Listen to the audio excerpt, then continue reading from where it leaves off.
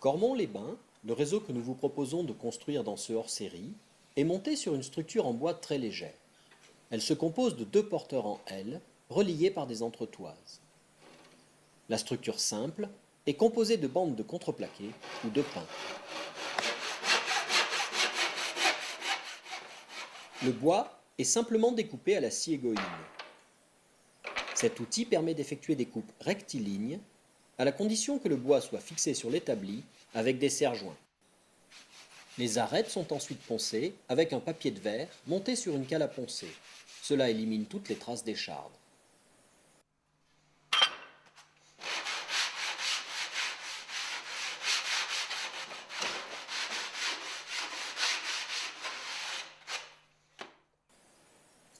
La structure en porteur en L est en fait composée de deux ensembles de 1,20 m reliés l'un à l'autre par une interface en contreplaqué.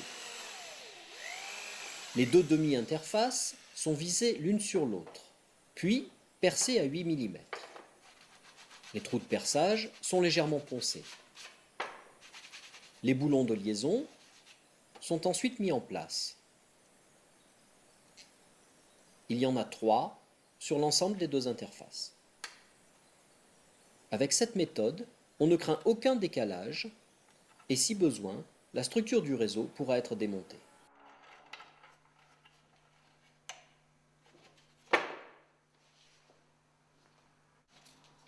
On peut aussi découper de grandes longueurs de bois avec une simple scie sauteuse. Je mesure la largeur de la moitié du sabot de la scie, lame comprise. Cette largeur est ajoutée à la largeur de la lame de bois que je veux couper. Elle est reportée sur la feuille de contreplaqué. Il ne reste qu'à fixer un guide avec deux serre-joints, puis à découper avec la scie sauteuse en la faisant glisser le long du guide.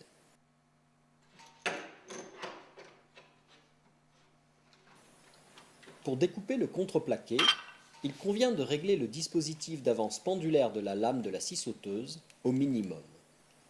Sinon, la trop grande amplitude de mouvement arrache le pli supérieur du bois.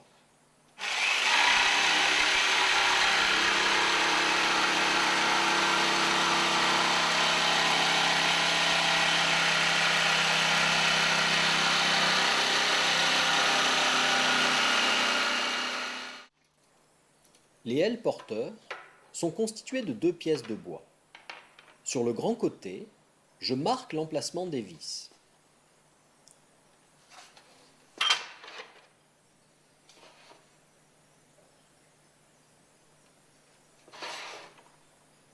Les trous sont percés à 3 mm de diamètre, soit 0,5 mm de moins que le diamètre des vis retenues.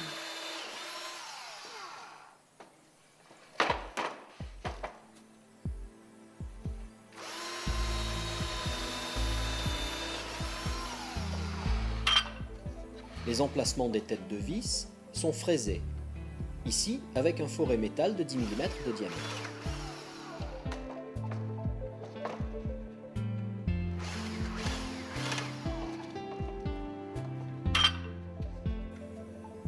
Avec un pinceau plat, j'en colle largement le petit côté du L.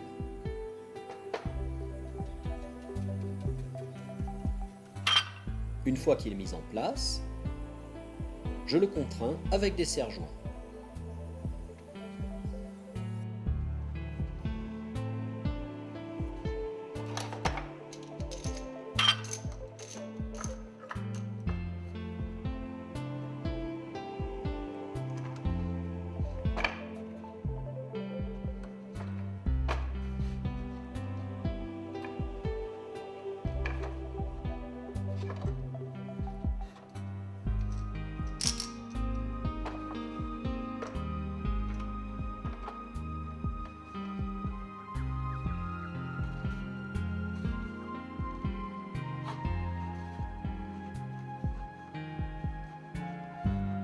Puis je visse l'ensemble avec les vis de 3,5 mm retenues. Le couple de serrage de ma visseuse est réglé en position médiane pour ne pas abîmer le bois.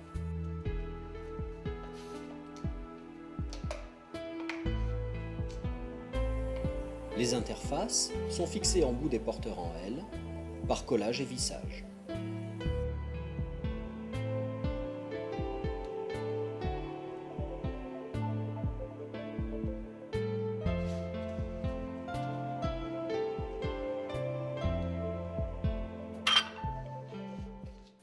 C'est évidemment le bon moment pour ne pas se tromper de côté.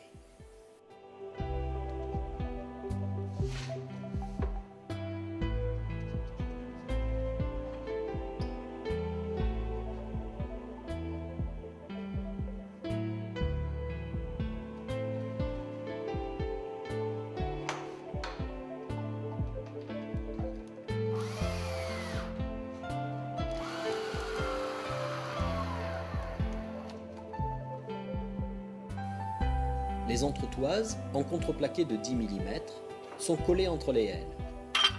L'assemblage est conforté par des cales carrées, elles aussi collées dans les angles.